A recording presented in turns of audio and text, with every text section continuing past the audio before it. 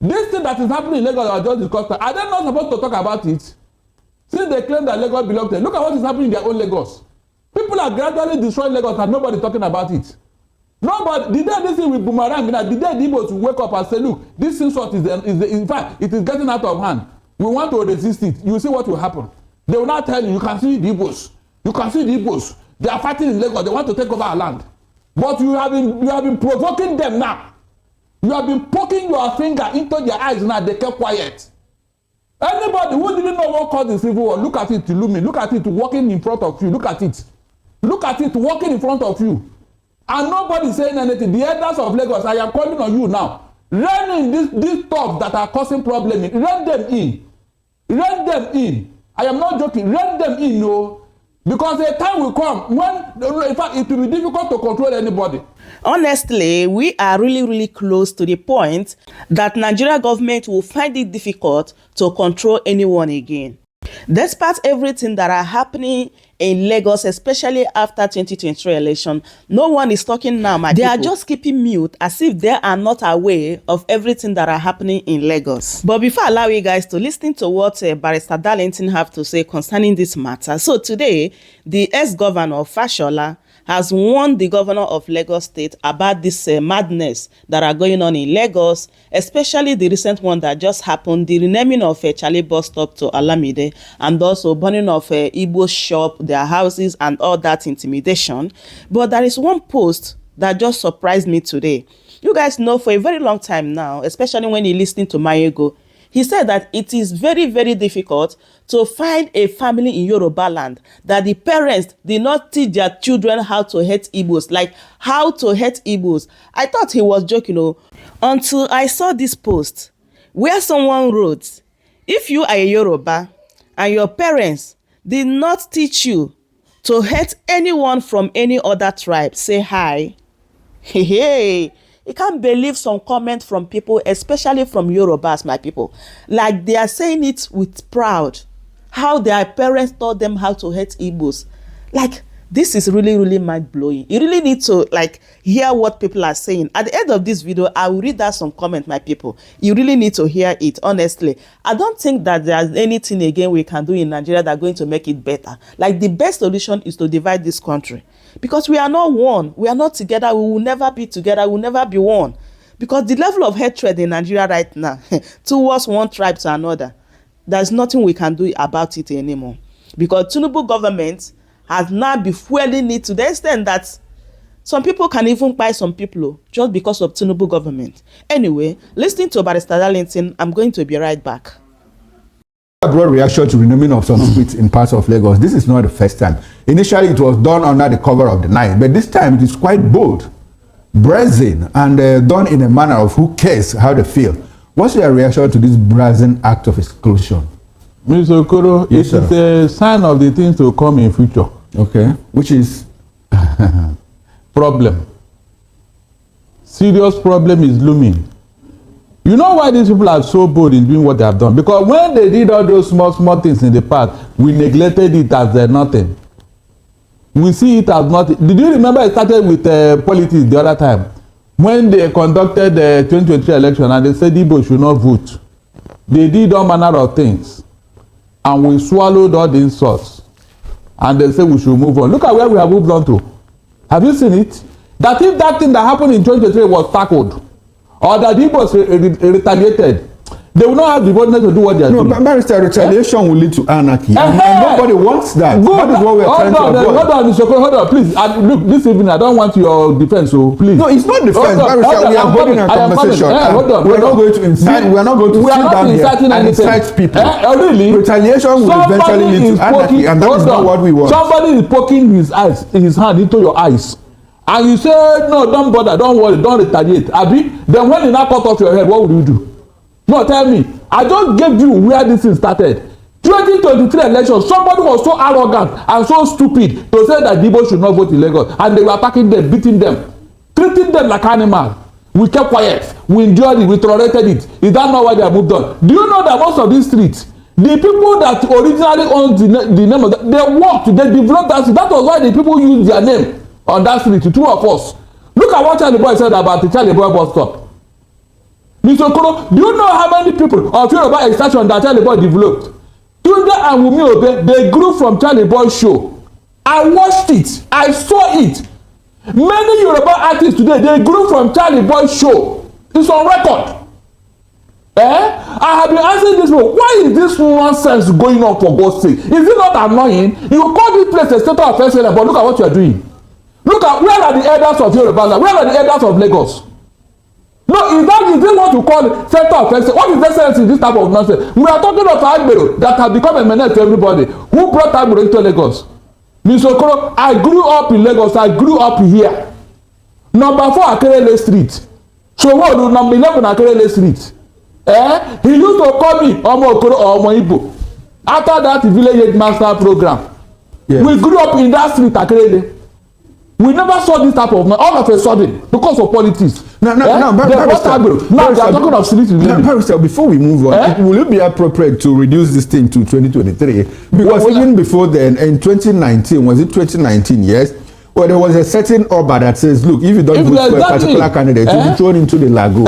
So, but I think we saw the apogee of it in 2023. These things have been going on. But before we get into the politics, the ethnic politics of it all, let's get some education here about how streets are named and the historical anecdotes that define their existence. What's the legal process of naming streets after individuals? Mr. Okoro, you're a lawyer. Let us know. Most of this is done by the local government. Okay. This is a local matter, a local institution. It is either they look at, because before they can do that, you must have been, at least you have a property in that street and you must have added to the development of that locality. Are you getting what I'm saying? Most times the local authorities will now look at street and look at somebody around there who have contributed to that environment before they can use your name to name that street. That is the process, that's the procedure. It doesn't require, it may be the worst illiterate in that area, but because it's either he was the first to live in that place or he has contributed to that locality. And there's always a government imprimatur, That's a local government, local government, yes. It's within the purview of the local government. That's the local government, it's the local matter. Now, there was this argument circulating out there about the Charlie Boy bus stop that it was not formally recognized by the local government. But if you isolate the Charlie Boy, what about other streets? Like, it does appear that the majority of the names changed are of Igbo origin. Now, this isn't the first time that Igbos are targeted, and in this manner of thing. What is it about the Igbo people? They believe that when they name those streets, Igbo street or Igbo name, then Igbos will claim the street. Mr. Okoro, is it possible? You can see the mentality of people. Please, is there any street in Lagos here that Igbo said nobody should live here except Igbos? Or you want to rent house, or you want to buy a land and that Igbo say you should not come there and build up. Is there anything like that? Okay, Barrister, I keep questioning. A lot of people keep questioning. Do you have any sociological explanation for why the Igbos are always a target of attack? Does it have to do with their prosperity, or what? Is it that there are how can I put it now? Jealousy and what? Wickedness. Envy, jealousy and wickedness. Why should Igbo man prosper? Why should he have property? Why should he contribute to the development? Is that not any other reason? I have asked this question. Let somebody come and tell me now that there is a particular area in Lagos, a particular area in the whole of Southwest where the Igbos dominated and said that this place is our own. Nobody should come here. Like some Northerners are doing in Yoruba land. Okay, because I recall that Pastor Tunde Bakare, once this issue came up the other time, he said that, look, what is the problem? The Igbo man never put a gun on your head, to say you must sell this land to me. It was a freehold, you sold, and the man bought. So why is the problem every time unprovoked attack? Good. And especially the Southeasterners are always singled out. No, you see, let me tell you, Mr. Okoro, I don't even want to recognize what some of them are saying, because it is the leaders of this area that are causing this problem. The Agbero in the motor park, will he go and do this type of thing on his own? A local government chairman is not a tout. He's not an illiterate. And he's even living, he's an outgoing local government chairman. Yes. Then let me ask you, the leaders that are watching this thing, what are they saying? Nothing. Even this leader, they have committed more crime against the Igbos in the past, and nobody questioned them, nobody reprimanded them, nobody said anything. That is why this thing have continued. When they don't see that, they cook up something to provoke the Igbos unnecessarily. If you talk and say it's a Yoruba land, therefore we must give it to any name we like. The man that contributed to the development of that city, what happened to him? The man that helped to build that city, what happened to him? Like that Ifeanyi street in Ibarega. Remember, Adibo told me the story of that street in Badega. How that man contributed. All of a sudden, nobody recognizes the contribution of the Igbo man in Lagos State, Mr. Okoro. All the things that the Igbo man has done to develop this state, nobody talks about it, Mr. Okoro. Is that not foolishness of the highest order? No, Barrister, one surprising thing is that if you go to the southeast, there are thriving Yoruba communities. Nobody talks to them. I keep going back to Umuahia, you know. If you go to Umuahia, there's an Adelabu street that I met as a young boy. Even in Enugu, there is still an Adelabu street, and nobody has made any effort to rename the streets. And if you go to some parts of South, even in Rivers State and Port Harcourt, no matter the level of antagonism between the Ikwere man and the Igbo man, they have not made efforts to change the names of streets. So why is it dominant here in the Southwest? And people are asking, why is it difficult, you know, for the Southwest and the Southeast to build some kind of, you know, a bridge of unity, considering that the culture, tradition, and everything, there's similarity. So why is it difficult for us to build that bond of friendship? No, don't go there. Don't go there. Because when you say that, it may look as if the Igbo man is always antagonizing the Yoruba man, and the Yoruba man is always antagonizing the Igbo. No. So what is it? The problem is coming from one side, the Yoruba man. Mr. Okoro, let us call a spade here. Let these people come and tell me one single reason why this thing is going on. One single day the Igbo man does it look like the Southeasterner has tried to extend hands of fellowship to the Southwesterner and they were rebuffed? Is it not obvious? When you are a very peaceful person, how do you show you are accommodating spirit? Hold on. When you have shown that yes, you are a very peaceful and diligent and industrial human being, please, how do you demonstrate that you want to accommodate your fellow brother? The Igbo man, has he any time for this type of shenanigans? He goes about his business diligently, peacefully. I ask you again, can you mention any time in the history of this country called Nigeria that the Igbo man started rioting or protesting in the southeast and saying non-Igbo should leave Igbo land and start killing them, burning their shop? But you know how many times it has happened in this Lagos, especially in the days of OPC? You know how many times that happened in the north. So why is it that the Igbo man is not even at least congratulated for his diligence and industry in adding value wherever he is? Is that not a problem, Mr. Okoro? Please tell me. It seems to be a problem. That's why we are holding this conversation. That's why we're having this conversation. It is a shame on the people behind it. No, it is a shame. It's a shame on these people who are doing all this nonsense. That means they have nothing to offer. They are complete touts that are doing all this nonsense. They have nothing to offer. And go and check, they are not even negotiations. Mr. Okoro, hold on, please. Let these people come out and tell me that all of them that are doing this attack on Igbo man, they are negotiations. I will stop talking on air. It's a challenge. Let any of them tell me that their ancestral root is in this Lagos. These are people who came from neighboring states on slippers and a pony bag, entered into Lagos, and they were doing Ibero before they become what they are. And now they are claiming to be Lagos. Can you just imagine? People like Sanwo-Olu who took it upon himself to say that Igbo should not vote in Lagos. He was beating them, harassing them during the last election. Who is he? Where is he from? When he wanted to be Oba of Osho, didn't he hear what they told him?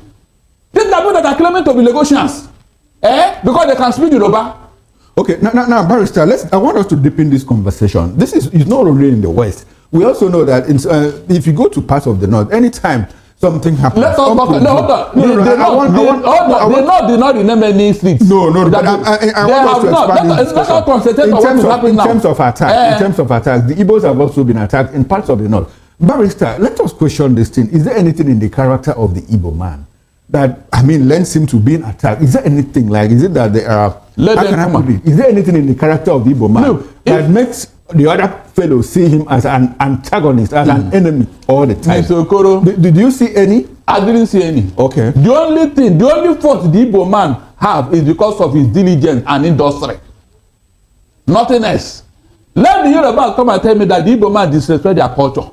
Is there any time they want to do Oro and the Igbo say, no, you will not do this Oro, especially in my street. We will not allow it. Tell me anytime the Igbo man disrespect. When the Oba of Lagos said that all the Igbo will drop inside like good if they don't vote according to his will, did anybody insult him? Even some elders of Igbo land in Lagos, they had to go and beg him. With all this sort of, are you listening to me? Nobody in the Southeast replied him. Nobody in the Southeast insulted the Yorubas in the Southeast. What kind of human beings are these, for God's sake? We are talking of Agbero. Now you are adding this nonsense again. Okay, is it their street touches that are behind all this nonsense? Because tomorrow night they say, don't mind all those Agbero. They are the ones doing all this nonsense. You know now, what are you doing about it? Oh, you mean we don't have bad boys in the southeast? No, we don't have, Abi. How many times have they attacked the Yorubas? How many times have any person in the southeast attacked the Yorubas? With all the insult that we are collecting here. What kind of life is this, for God's sake? These are people who don't. That when you see a man acting like he has nothing to offer, nothing. Okay, no. Barrister, let us find a way. When we hold discussions like this, we also look out for solutions. In your understanding, what do you think is the appropriate track to use in reconciling all these differences? Mr. Okoro, because there seem to be differences. Am I the one in government? The person that is behind it is so you believe it's a call of the government? Yes. The government. So what will the government do? It is one of a mad dog. Listen, it is one of a mad dog that will call a mad dog to order. Why is it that this is started at a particular time in Lagos State here? Now, some of the streets were also who is that person some behind of the streets were named after the sitting president and the governor.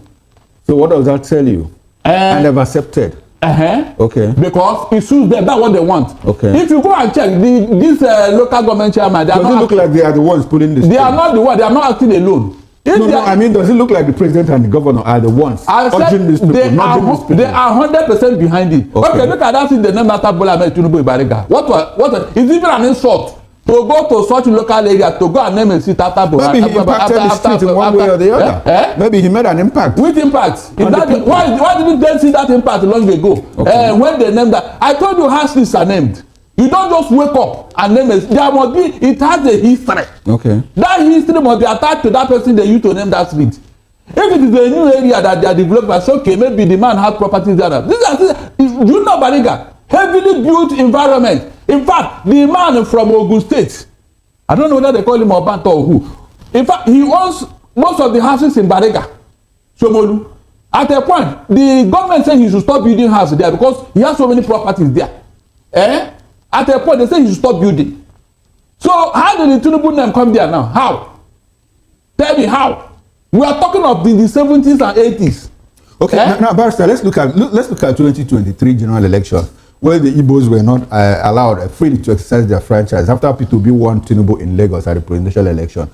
What is happening now? Is it a build-up to something that could be more sinister in 2027? And I keep asking, so how do we walk out of this trap? How do we walk out of this bind? Is there anything the collectives can do to ensure? Let me say it now. If the people of Lagos do not take care with this nonsense, if they don't rein in this doubt and this irrelevant elements, destroying the name of Lagos, destroying their culture, they will, in fact, they are going to regret it later because this thing will boomerang. Go and mark my word. Because when you are riding on the back of a tiger, and the tiger is roaming about eating everybody, when the tiger has finished eating everybody, it will turn to you. Go and mark my word. The people of Lagos, listen to me now. Don't say you did not hear.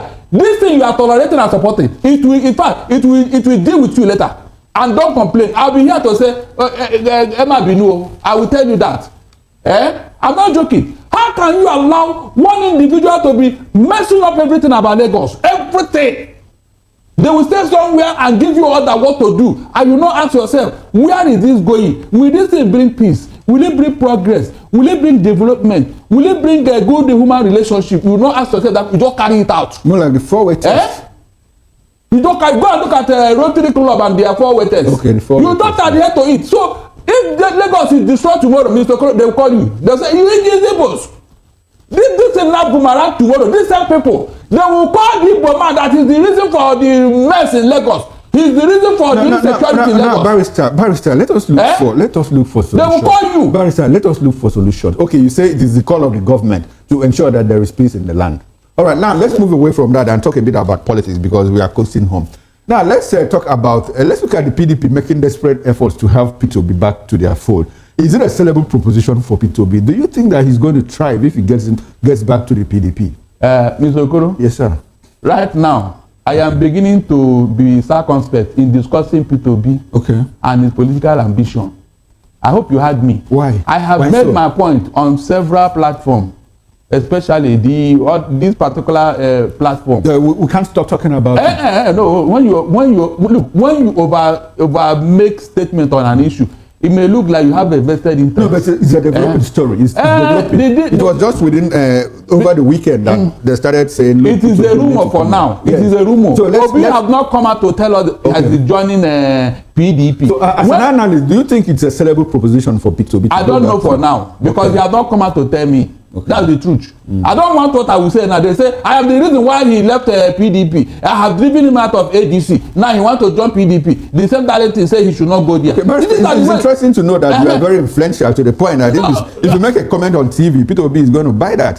So what will be your advice for him now? What will you advise him to do now? There are people that P2B is listening to. And you happen to be one of them. I don't think so. Right now. Okay, so why is it difficult for you to talk? Because you don't want people to say it was Darlington that told you. I mean, can you pretend not to have heard what is going on? Okay. Somebody called an Igbo this in the other day, the radio station, that they are fighting because of me somewhere in Surulere, in the bus stop, this newsstand, because of what I said and what I did not say. That I'm the marketing obi, I'm doing this. Just because I gave an advice, Mr. Okoro, please, is there any time I tell people do not contest this election? No, I've not heard that. Good. I need to work with Atiku for you to succeed, because even P2B knows that he cannot work on his own and get what you are looking for. Is that not what I told him? Okay. How is that a bad advice? Tell me how. And get what you are looking for. Is that not what I told him? Okay. How is that a bad advice? Tell me how. No, tell me now. I challenge these people who are criticizing me. Barrister, the point of the fact is that. Can they tell me authentically that P2B can challenge Tinubu and win him? No, but Barrister, as an analyst, there is no way you put out something there out there and everybody will agree with you. But this one, I recognize the fact that you're entitled to your opinion. Just the way you're entitled to your own opinion. My opinion is becoming toxic to some people. I don't want them to give me the name I don't bear. Okay. I was doing this thing with my sincere heart. Okay. I was giving Obi and I gave analysis. I gave examples. Mr. Obi, Mr. Okoro, I gave examples. Like I asked them. The reason why Biafra failed is it not because we didn't have any backup, any world power behind us? Is that not true? When the Soviet Union case, they said, let us come in and help you. We'll drill the oil for 10 years after the war. Ojukwu said no. They left and even go and join the federal government. How can you be fighting the federal government and you don't have one single world power? I need to supply your needed weaponry and all that. I said Israel is making noise in the Middle East because America is behind them 100%. If you want to know, go and touch Israel and see what will happen to you. America will come out. Okay, so bring it down to what's going on in the So politics. what I'm saying now is that whenever you want to do this, even the Bible says that whenever you are going to a war, when you count your weapon, count what you have, whether you can be able to defeat your enemy. The Bible said that, not me. If you are saying that the Bible is stupid, the Bible said that whenever you want to go to war, go and count your weaponry, count your ability, count your capacity, and see whether you will win that war. And I'm telling them that look, let us encourage Obi to work with Atiku because that's the only option for now. Okay. That's the only option, no other option. PDP is no way. Master, you can't say that that's the only option. Which other option? Tell me. Which other option? No, when Babangida floated SAP, and he said there was no alternative to SAP. Professor Sam Aluko of late memory told him, look, there's even death. There's an alternative to death. Like what? If you don't want to die, you leave. Now, the issue is this. There could be an alternative, which is, why don't Atiku support Peter Obi? A lot of people are putting out that argument. So must it always be Peter Obi trailing behind Atiku Abubakar? Why can't Atiku Abubakar say, okay, enough of all this, let's push up, let's prop up Peter Obi? Okay. Is there anything wrong? Now that Atiku is insisting to contest, will you stop him from contesting? Okay. And if Obi says, I'm not going to run as VP, is there anything wrong? Then let him, that's what I'm saying now. Okay. Let him choose another option. Okay. That will give him the. It's good to know that there's another option because earlier you said that there was no option. That was the only option. Hold on, because the two parties that everybody is eyeing, the PDP and the Labour. Okay. Tell me, how can Obi go there? Can he contest in those places? Why not? Okay, why not? That's why we are having this conversation. Oh, you see now, why not? With Wike there in PDP and equally making inroad in Labour Party when you started discussing with Abure. Meanwhile, in Sokoro, all the full soldiers of Obi, they have all defected to APC. All the people that won election with Obi's name, they are no longer with him. No, those people were those people were. There's something we call the historical fortune. Those people were like a door opened momentarily and they entered and the door locked. None of them were. They just managed to create the power. Before now, did they succeed? Is it not Obi's name that they use to enter the Abisokoro? What are you people talking? Look, I am a realist. Okay. I am a realist. Yes. Why is it? If Obi have that aggressive and assertive personality, those people would not even dare to leave him and the Labour Party. They would have been there. Even the Labour Party that he gave a name, look at what they are doing to him. So when I look at all these things and I say, look, Obi, please work with Atiku. Is that a bad advice? This melancholic attitude is more like is there a character flaw too, that he's not very assertive? People took advantage of his gentleman posture. Is that not? Which is not weakness anyway. Which is not weakness.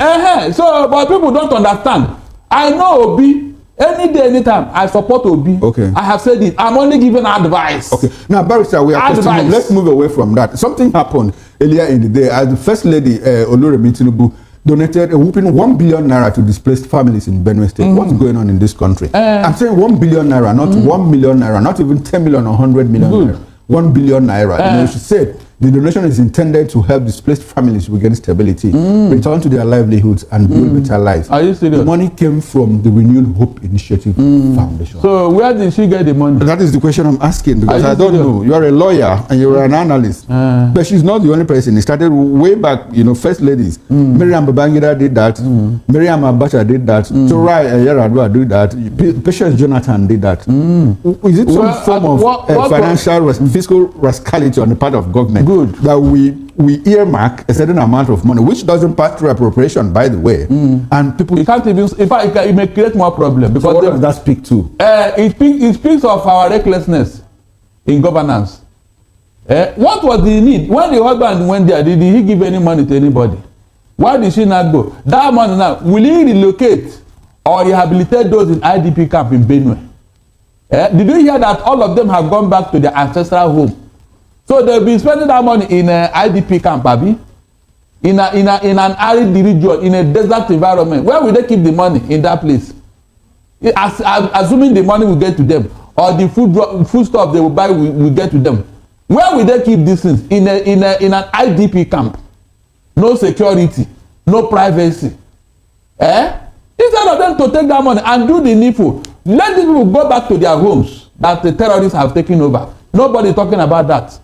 Then tomorrow, she just went for campaign. Mr. Okoro, that money is not for any rehab. It's for campaign purpose. And the leaders of those countries, they will share that money. It will not get to the people who actually need it. The people that died, what happened to them? You mean the money is for the dead, too, Abi? How will the dead spend money, Mr. Okoro? Answer me. The dead, how will they spend money? That money will not get to anybody. They use it to go and do campaign. Just like the husband did when he went there to compensate with the dead. You see, we are not looking at the problem. We are rather creating more problem. This thing that is happening in Lagos, I just discussed, are they not supposed to talk about it? Since they claim that Lagos belongs to them, look at what is happening in their own Lagos. People are gradually destroying Lagos and nobody talking about it. Nobody. The day this thing will boomerang, the day the Igbos will wake up and say, look, this insult is in fact, it is getting out of hand. We want to resist it. You will see what will happen. They will not tell you, you can see the Igbos. You can see the Igbos. They are fighting in Lagos. They want to take over our land. But you have been provoking them now. You have been poking your finger into their eyes now. They kept quiet. Anybody who didn't know what caused the civil war, look at it, Looms. Look at it walking in front of you. Look at it. Look at it walking in front of you. And nobody saying anything. The elders of Lagos, I am calling on you now. Rein in these thugs that are causing problems. Rein them in. Rein them in. I am not joking. Rein them in, no. Because a time will come when, in fact, it will be difficult to control anybody. Nobody has monopoly of violence. I hope everybody knows that. This thing is getting out of hand. They won't allow the Igbos to vote. They won't allow them to do their business. And now naming of street. What for? What for God's sake? So all the effort the Igbos are making to develop Lagos, it is now nothing, Abi. These other people that have surrounded you with their cows, killing your people in their farm, raping your women, what have you done about them?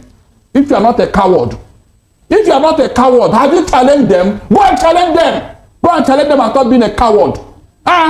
You let the real leprosy that is eating you in your home. You left it and you are disturbing the Igbos. Shame on you. Shame on you. Okay, now, Barrister. Shame on you. Barrister, thank you very much. So my people, that is it. I hope you heard everything Barrister Darlington said here. Just as I said before, that I'm going to be reading out some comments under this particular post that says, if you are Yoruba and your parents did not teach you to hate anyone from other tribe, say hi. So this person said, I can't say hi.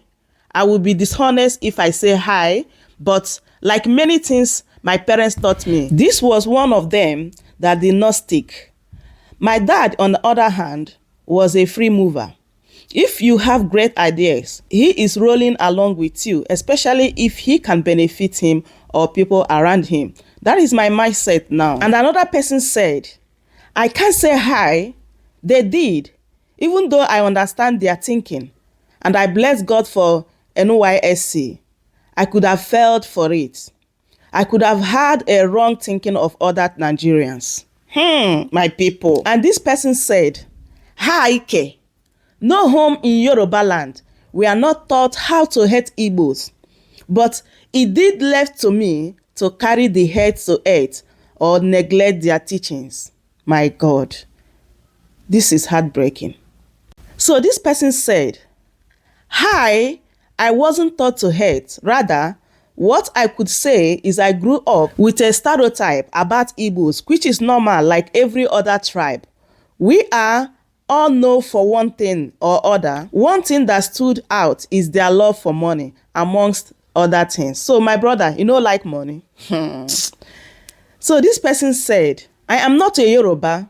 I had a Yoruba friend. He told me the parents told them to hate anyone from the East. Funny enough, this hatred is extended to the southern states too. I sat him down and told him that it wasn't right no matter the ideology. He told me that out of 100 parents in the West, that 90% have told their children the same thing. I pray we understand that we are one. And this person said, I can't say hi, but my children will be able to say hi 100 times. Chai, their parents really did them bad, honestly. So to conclude this matter, someone wrote, Omo, people just have bad parenting and think it is the same thing everywhere. If your parents taught you to hate people, you have a third parent. It is even foolish to come out on this app and say my parents taught me to hate, thereby making a ridicule of them. My people, this is really, really sad. Like our problem no start today. And it's not going to end any soon. Just as I said before, the best solution for this country is to divide it. Like my people, we are not one. The level of hatred, hey, Nigeria is indeed irredeemable. Anyway, I say make I bring this update to you guys. I don't know what you think, which I would love you guys to leave your thoughts in the comment section, like the video, share it, and also subscribe if today is your first time here. I will see you guys in my next update. Goodbye for now. Welcome to Chamber Seniors TV.